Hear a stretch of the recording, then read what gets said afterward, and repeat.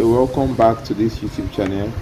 If you're visiting this channel for the first time, please kindly subscribe and don't forget to click the notification bell icon so you get notified anytime a video drops on this page. And also don't forget to check out our previous video. We've had videos on comparative anatomy of vertebrae, and we've also done an introductory video to this course, surface anatomy. Today we'll be looking at the surface anatomy of the upper limb. What is surface anatomy? Like we discussed in our previous video, we established that it's a branch of gross anatomy that examines the shapes and markings on the surface of the body as they are related to deeper structures. And we also established that it is essential in locating and identifying anatomic structures prior to studying internal gross anatomy. And it also helps to locate the affected organ or structure region in a disease process. So looking at the upper limb, we'll start with the bones, and the first bone we have here is the clavicle. As you can see, the clavicle is subcutaneous and can be palpated throughout its length. The sternal end projects little above the manubrium. Between the two sternal ends of the clavicle lies the jugular notch, which is also called the suprasternal notch. In the clavicle, the acromial end of the clavicle can be palpated medial to the lateral border of the acromion of the scapula, particularly when the shoulder is alternately raised and depressed. The large vessels and nerves of the upper limb, they pass posterior to the convexity of the clavicle. This is a diagram explaining all I've said. As you can see the right clavicle in superior view. You can see the acromial end, which is the lateral aspect. You can see the sternal end, which attaches to the medial aspect. Then we have the posterior and the anterior portion of the clavicle. Looking at the scapula, the coracoid process of the scapula can be felt deeply below the lateral 1/3 of the clavicle in the deltopectoral group or clavipectoral triangle. The clavipectoral triangle or the deltopectoral triangle is slightly depressed area just inferior to the lateral third of the clavicle. Yes, you can see the scapula. This is a diagram showing attachments to the scapula. You can see the clavicle. You see the acromial ligament. All these are attachments to the scapula. Okay, this is another diagram showing scapula as well. Looking at the humerus, the greater tubercle of the humerus can be felt by deep palpation through the deltoid muscle inferior to the acromion when the arm is by the side. In this position, the greater tubercle is the most lateral bony point of the shoulder. Then we also have the shaft of the humerus.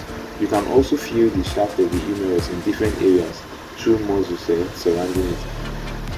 The medial and lateral epicondyles of the humerus, they can be palpated also on the medial and lateral sides of the elbow region. So this is a dramatic explanation of humerus. Looking at the forearm, the head of the ulna forms a rounded subcutaneous prominence that can be easily seen and palpated on the medial side of the dorsal aspect of the wrist. Then also the pointed subcutaneous ulnar styloid process may be felt slightly distal to the ulnar head when the hand is supinated. Then also we have the olecranon and posterior border of the ulna. They lie subcutaneously and can be palpated easily as well. So this is also a diagram showing the radius and the ulna. We look at the elbow, we see that when the elbow joint is extended, the tip of the olecranon process, the medial and the lateral epicondyles, they lie in a straight line.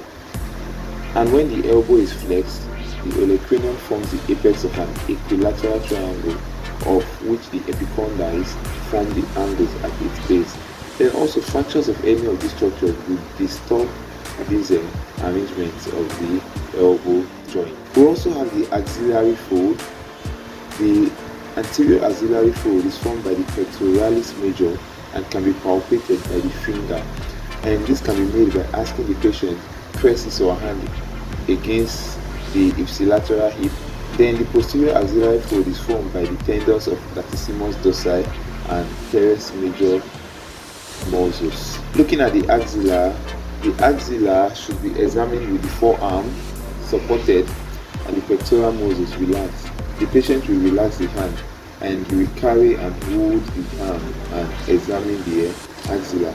Then also, when the arm is by the side, the inferior part of the head of the humerus can be easily palpated through the floor of the axilla. Then the pulsations of the axillary artery can be felt high up in the axilla, and around the artery you have the cords of the brachial plexus. Still on the axilla, we'll see that the medial wall of the axilla is formed by the upper ribs covered by the serratus anterior. Then the lateral wall is formed by the coracobrachialis and biceps brachii and the bicipital groove. This is also a diagram illustrating the axilla, the inferior view of transverse section of the axilla. The deltoid. The borders of the deltoid, they are visible when the arm is abducted against resistance. Then the distal attachment of the deltoid can be palpated on the lateral surface of the humerus. Talking about the biceps brachii and triceps brachii, they form a bulge on the anterior and posterior surfaces of the arm. You also have the biceps tendon. This bicep tendon, they can be palpated in the cubital fossa immediately lateral to the midline. This diagram should give an illustration of the shoulder muscles. Now, looking at the arm, triceps tendon can be palpated where it is attached to the olecranon process. We have the medial and lateral grooves. They separate the bulges formed by the biceps and the triceps. Then we also have the cephalic vein, which ascends superiorly in the lateral groove, and the basilic vein, which ascends in the medial groove. Then the brachial artery. The brachial artery can be felt pulsating deep to the medial border of the biceps. To stop bleeding by pressure on the artery in the upper half of the arm, it is pushed laterally against the humerus. Then in the lower half, it is pushed there posteriorly. Looking at the cubital fossa, it lies beneath the bicipital aponeurosis. Then at the level of the neck of the radius, it divides into the radial and the ulnar arteries. Looking at the cubital fossa, when trying to palpate the cubital fossa, you try to locate the cephalic vein, the basilic vein, the median cubital vein. They are clearly visible. And also, the median cubital vein connects the cephalic and the basilic veins, and it crosses over the bicipital aponeurosis. Then also, it is a vein of choice for IV line. Why? Because it is very superficial and its position fixed. Okay, this is an illustration showing the cubital fossa. You can see that triangle there. That's what's here. The cubital fossa lies. Now the dorsum of the hand, the dorsal venous network. The network of superficial veins can be seen on the dorsum of the hand.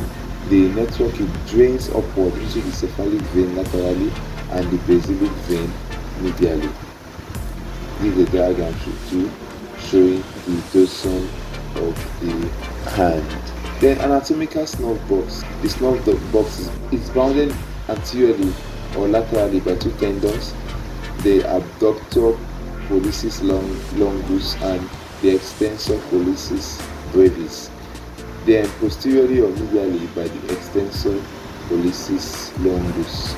This is an illustration of the anatomical snub box. Also on the anatomical snub box, in its proximal part, the radial styloid process is palpable. Then the scaphoid bone is also palpable in the distal part of the anatomical snub box. And also the radial artery pulsation can be felt against the floor of the anatomical snub box. Then more superficially, the anatomical snub box is crossed by the cephalic vein and the radial vein. This is also an illustration of the anatomical snub box. Then a look at the radial artery. The radial artery can be drawn by line which extends from the midpoint of the cubital fossa to the base of the stylo process of radius. And the radial artery pulsations, universally, its pulsations can easily be felt anterior to the distal third of radius. Here it lies just beneath the skin and fascia, lateral to the tendon of flexor carpi radialis majus. This is also an illustration.